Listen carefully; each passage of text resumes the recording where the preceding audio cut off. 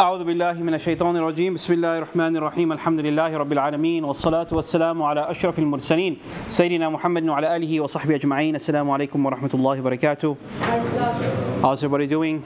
Alhamdulillah, night number 6. May Allah subhanahu wa ta'ala bless us of what has come of Ramadan and what remains of it. May Allah grant us the best of it. Ameen. Ameen.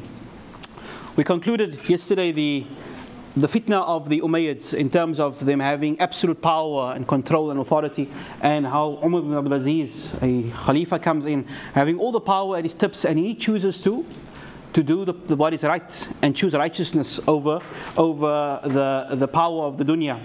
Unfortunately, the Umayyad Caliphate, the family would have they poisoned Umar ibn Abdul Aziz, and they continued on the trajectory that they were upon, and it wouldn't be long before a dynasty that is built like that will be overthrown.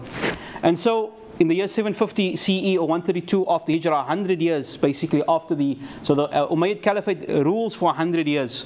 First the Nabi Sallam, then you had 30 years of the Khulafa al-Rashideen, and then you have 100 years of the Umayyad rule, and then they are overthrown through a revolution. And every single one of the Umayyad family is massacred. The young, the old, all of them are massacred, except for one little prince who manages to escape, and we'll talk about him inshallah in the weeks to come. And the new dynasty is called the Abbasid dynasty, and they trace their lineage back to, according to them, the Prophet ﷺ through his uncle Al-Abbas. And the Abbasids had a very different policy. They realized that they ruled over basically half the world's population. Non-Arabs were the bulk of the Muslim Ummah. In fact, non-Muslims were the bulk of the Muslim Ummah. And so they wanted to develop a very cosmopolitan, a very decentralized kind of government, where Baghdad would be the center of learning. The capital moved from Damascus to Baghdad, and this will be the center of civilization.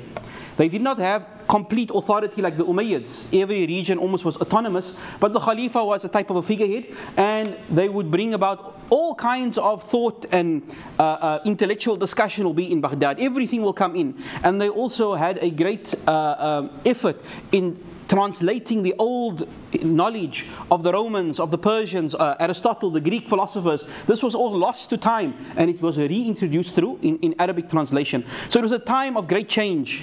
The government has just changed, the entire system has changed, the bureaucracy has changed, and with change comes new ideas even within the religion. And don't we live in a time like that, a globalized world, where yes, it's open, the good, the bad and ugly all comes in. How does Islam, number one, remain relevant to a changing time? How does the Quran remain relevant 100 years later? Can we solve the problems of today? And how is the Quran protected? The parts of the Quran we don't want to change must remain constant. And this is the environment in which our four Imams come into. We'll talk about them now. And we also, at that time, while the world is changing very rapidly, the ulama are very slow to change. They are still busy debating, where do you put your hands in salah? How high above the ankle must the thawb be? They are very insulated in their cocoon, and the world is moving past them. And so the ulama at this time are really stuck. They've been debating for the last 100 years a methodology. So that's the world happening outside. Inside the masjid, what are the ulama discussing? The ulama have two opinions, really, two ways of thinking. You have what you call the Ahlul Hadith, the literalists. And they basically said, we look in the Quran and the authentic Sunnah for the answer. If the question is not in the Quran and the Sunnah, we don't even discuss that question. This is what we need to be focusing on. We follow the rules literally, and we don't open up to interpretation. And we want to preserve the text in its sacred form. That's the one group. And there were many Sahaba like that. This comes from the Sahaba, in fact. You have another group of scholars called the Ahlul Ra'i. The Ahlul Ra'i are the people of rational thinking. And we need to obviously not move away from the Quran and Sunnah, but we need to apply logic and reasoning where we can to implement the Quran and the Sunnah in different scenarios. And there were great Sahaba that also thought like this. This came not from the ulama, this came from the Sahaba. And the very famous example was when the Nabi Sallam was on a journey or campaign, and he said, we will perform Asr Salah when we get to, let's say for example, until we get to Paul, we'll perform Asr Salah. So the Sahaba were on their way, and as they were on the N1, it just came, it's about to be Maghrib. One group said, no, we cannot make Asr here, we'll make it only in Paul, even if we miss the waqt. Literally, we must stick to the rules. Another group said, no, the Nabi Sallallahu said, I'll get you there for Asr, meaning we need to hurry up and get there in time for Asr. The one said, no, we follow strict. Literally, he said, we make asr in Paul. I don't ask any questions. Literalist versus the Ahlul Ra'i. Sahaba disagreed on this. There's an example that happened. And the Nabi Sallam said, both of you had your opinions. But he actually said those who understood it, the rationale behind it were correct. Sayyidina Umar and them. So this is sort of the context of the ulama at the time. Now we bring our first Imam, who really will establish what is orthodoxy. And imagine this, we have been 1,400 years. The caliphate has changed from one dynasty to the next, to Ottomans, to the world has changed so much, but you still have your 4 reference madhabs. This does not change. Our reference point in terms of deen is institutionalized. It is structured. And how did they do this? A group of scholars at a specific time, they managed to preserve the legacy of learning. And the first of them is Abu Hanifa rahimahullah. There's so many things, qualities that we can say about him in terms of praise, but suffice to say, Imam Shafi'i mentions that every single Muslim ummah on the face of the earth owes a debt to Abu Hanifa. Our Islam would not be intact if it wasn't for this man that came to bring Islam to the masses, really. Another beautiful hadith, the Nabi Sallallahu Alaihi Wasallam says, a time will come where a Persian man would reach the knowledge that basically no one can reach. He was up in the stars. One Persian will get there. And the ulama mentioned it is this man, Abu Hanifa rahimahullah. He was born, as we said, towards the end of the Umayyad dynasty. He would have seen the entire Umayyad family being massacred. He would have also seen the brutality of their rule. And the new Abbasids coming in, and the new ideas, crazy thoughts coming into the ummah. So he lived in this time. And he would see the civilizations, different civilizations and sects and deviations coming into the deen. He also lived with the last remaining tabi'een, the very pious generation. They were about to die, so he also met them. So he's at the crossroads of change. His name was Nu'man. Abu Hanifa's actual name is Nu'man, and he was a Persian. As we said, what's great, what I love about Abu Hanifa, it shows that Islam is not localized to a specific group of people. He was a Persian when at that time all the ulama were Arabs, and naturally so.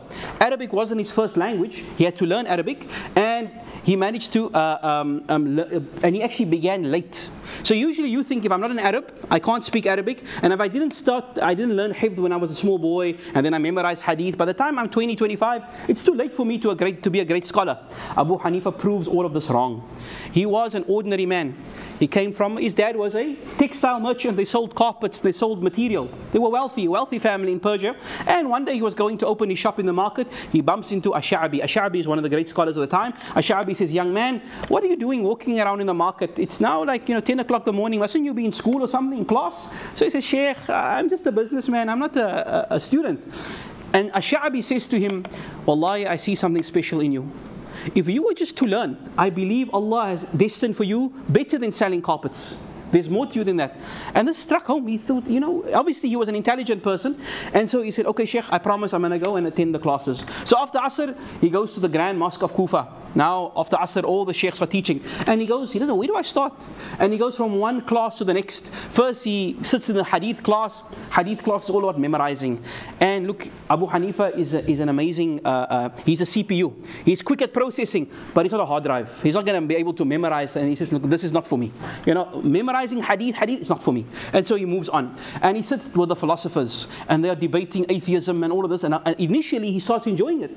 Rational debate. But after a while, he says, there's no conclusion in these debates. There's no hard and fast conclusion. And so he moves on. And he's moving from class to class. Then a lady comes to him and she asks him a question about talaq. My husband, he does 3 talaqs, whatever. What is the answer, Sheikh Maulana? He says, no, I'm not the Maulana. But that guy, I think he deals with the subject. That's the Maulana. So the lady goes and asks the Sheikh. And Abu Hanifa I'm also interested in knowing the answer. And he sat down. And this was a fiqh class, a class of fiqh. And the Imam started to explain hadith, Quran, the rulings, how we extract the rulings. And Abu Hanifa's mind was blown. He was, this is where I belong. Allah made me for this subject. And he sat in that Sheikh's class, and he would remain in that class for basically 18 years, learning fiqh, learning what is halal, haram, what is the basis on which we derive our sharia. And so he continues his business. Eventually he gets a manager to manage his business, and so he's still a wealthy man, but he devotes his time for learning. And subhanAllah, something I must say, that the ulama fraternity, we wish that more people that have knowledge and skills outside of Sharia, outside of Islam, outside of Islamic scholarship, enters the field. If you are smart when it comes to medicine or law, you'll be successful in the Sharia. If you are a successful business person, you'll be successful in the Sharia, but go through that process of learning. Here we see a highly successful businessman coming into Islam, or not into Islam, into the academic world of the ulama, and he'll revolutionize it with his way of thinking. And so eventually his imam would deputize him as the junior imam and of the class. He's like the main student, and when the imam passes away, he now takes over the class, and he does something a bit differently now. He's now in charge of the class, and he says to his students, I don't only want to teach you and make you maulanas and sheikhs and you go out and teach your own class. Let us start like an institution. You know, one great scholar, the board of Al Barakah Bank, you know, the head of the board of Barakah Bank, he had a meeting, he had a discussion, and he says, you know, our problem is that today we don't lack great ulama. We have many great ulama, and we have many great movements and people, but we don't establish institutions that will last generations. Imam Abu Hanifa realized, I don't want to just start a group of students now, we die, and then it starts all over. Let us build a structure that will last forever. This is basically what a madhab is. A framework that the next generation can build on, and it will just keep developing. And so he told his best students, listen guys, I don't want you to go out into the world and look for a job and all of that. You stay here, I'll pay for you to remain students. This was again a unique thing. I'm paying you to be a scholar. And what we're going to do is when we get any question that comes, people ask us what is the ruling, we'll debate it amongst ourselves. Once we are satisfied this is the answer, we're going to write it down in a book. And this will be and will explain our methodology and thinking. This was now unique. This was something new. And whenever a person wants to refer back, it's there. And so this is the beginning of what would become the Hanafi madhab. And as we said, Abu Hanifa is firmly in the camp of the Ahlul Ra'i, the people of reason and rational thinking. And so if you ask him, if you ask him, Abu Hanifa, how do you get to an answer? When we come to your question, I gave my wife 3 talaqs, is this 1 or 3? How do you answer this? Then he says, this is my methodology. We look first in the Quran. If the Quran gives the answer, fantastic, that's the answer. If the Quran is not is silent on it, then we move to the authentic hadith. Now, very importantly, the Hanafi madhab, this is a bit deep, is accused of being light on hadith. Why? Abu Hanifa came before Bukhari.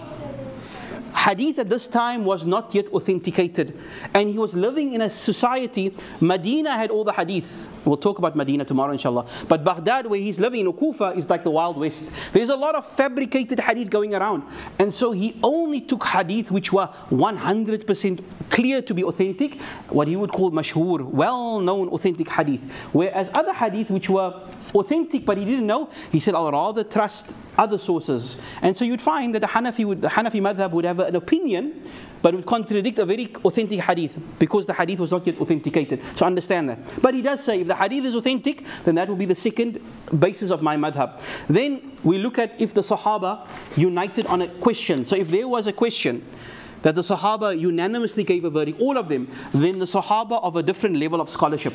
If the Sahaba gave a ruling as a group, then we favor their ruling over ours. And if a single Sahabi gave a fatwa, his fatwa is greater than ours. After the Sahaba, Imam Abu Hanifa had a very famous statement. He says, Hum rijal wa nahnu rijal. After the Sahaba, the next generation, they are men and we are men. Their opinions, our opinions are the same. And so, alhamdulillah, even today, we can say, even Abu Hanifa, he's just a human. You know, if we have an opinion, and this is what he wants to teach. It's very strange that the members of his madhab today are so staunch on the tamadhub, on the madhab, when this goes against Abu Hanifa's principle. That if you of your time and your age, you understand your generation better. I'm just a man. We're not saying the Sahaba, they are different caliber. But the next generation, well, your opinion and my opinion should carry the same weight based on evidence. He then has other mechanisms in his madhab, interesting mechanisms to solve things. He heavily depends on something called qiyas. Qiyas is where we see something haram or halal in the Quran, and then we apply to modern day. So if someone says, Shaykh, I don't see anywhere in the Quran that says dakha is haram. There's no hadith on dakha. So we said, okay. But there is hadith on khamr. What makes khamr haram? It intoxicates your mind. Therefore, anything that has a similar effect will be haram. This is now qiyas. You see, now he's building a system of developing rules for things that haven't yet come about. That time Dakha wasn't there, but already he sets the rule that if a time comes, you inhale something, inject something, it makes you intoxicated, this will be haram. So he's building this methodology upon which future generations can solve problems. He also brings about the concept of istihsan, that where we don't have a clear evidence or clear answer, but we know this thing is in the benefit of the Muslim society, something which is for the benefit of the Muslim society, like putting the Quran in a book form. This was not there before. There was no ruling on this. The Sahaba were very unsure about this, but they felt it is in the interest of the Muslim Ummah that we do this. So then he brings about something called istihsan, something which is bringing about the principles of the Sharia. Also, another area is called urf, this is deep fiqh now. You know, when we talk about nafaqah, you must nafaqah your wife. What does that mean? How much? Does she need 1,000 rand, 10,000 rand? What is the, give me a number, Sheikh. I want to know a number. What is nafaqah? He says, we look at our customs. Nafaqah in South Africa is different to London, is different to different girls, different. So we apply the norms of the time would have a place in the Sharia. And another interesting thing, he has hiyal, legal evasions. Now this is some interesting stuff. He loved to find loopholes in the Sharia, not to circumvent it, to make life easy. A very famous story. A man comes to him and he says, Ya Sheikh, he's crying. He says, Sheikh, I said to my wife, I love you so much, my darling. Wallahi, I will sleep with you during the day in Ramadan. What must I do now? Do I sleep with her and break the fast? Or do I fast and break my sumba? What's worse now, Sheikh? You know, this is no problem, easy. I have an easy answer for you. Take her on a nice journey. You are musafir. And then you sleep with her in the day. Well, alhamdulillah. Right, so this is the type of thinking of Abu Hanifa. Right? Abu Hanifa is a man that looked to find interesting ways of solving interesting problems. He had hypothetical questions. He would challenge. So subhanAllah, you know, if I could characterize Abu Hanifa, you know, to picture him, this old grandfather, like, you know, really, if you know, Shem, I imagine him like Dumbledore. He comes in and his students love him. He's like the most beloved teacher, and he challenges them. He listens to their opinion. They come up with an answer and he debates with them, and eventually we come to an answer together. This is Abu Hanifa, and therefore his madhab, the principles which he established, him and his students, became the dominant madhab of the ummah. Eventually Muslims would rule a huge amount of, like in India, most of the people are non-Muslim. The Ottomans ruled a massive empire. They found that the Hanafi madhab was the most adaptable madhab, the madhab which could be applied in many situations. And that is why today the biggest madhab in the world is, of course, the Hanafi madhab, and it expands across most of Asia. Eventually, of course, while the new government was becoming, the Abbasids were getting established, they obviously heard that there's this amazing ulum and there's this amazing professor of this university called Abu Hanifa, and he's getting a lot of popularity. We want to bring him closer. So they said, we'll make you the chief judge of the Abbasids, the chief judge of the time. Abu Hanifa had a strong dislike amongst the government class. He had seen one group kill another group, and he felt all of this politics is dirty. And they told him, we command you that you must be the judge, because you are the most fit person to be the judge. So he said to the Khalifa, I'm saying I'm not fit. So either you are wrong, or I am wrong, but I'm lying. Either way, it won't I would not be fit for being a judge. And so the Khalifa didn't take too kindly to this. They arrested him. And subhanallah, rahimullah, he dies in prison as a prisoner, rahimullah. But he would rather be a teacher and spread the deen through his writings and his learnings, rather than taking up a government position, rahimullah. But his next generation of students would become judges, and they would dominate the legal system of the Abbasids. And subhanallah, as we said, what he was able to do, his legacy, he was able to keep the essence of Islam intact while adapting it to a very different, changing time. And he was able to lay the foundation upon which later generations can have a very clear framework in which Islam would be implemented. Tomorrow we'll talk about the head of the Ahlul Hadith. If Abu Hanifa is the man when it comes to Ahlul Ra'i, then the man of Ahlul Hadith, the most strict, literal, the greatest scholar of his time, without a doubt, Imam Malik. We'll talk about him tomorrow, inshaAllah. Jazakallah khair. One announcement, we just thank everybody who supported the orphan program this evening. The 70 of them came, and it was a wonderful experience. Shukran so much. Yesterday's question, Umar, what did the Umayyad family pay a slave? How much was paid to assassinate Umar bin Abdul Aziz? It was 100 dinars. 100 dinars. 1,000 dinars. Sorry, 1,000 dinars. Maaf. This is Muhammad Salih Salih? Not yet. Not yet, subhanAllah. Thoban Basir. Thoban, you here? Oh, there we go. There's Thoban, mashallah. And Faiza Adams.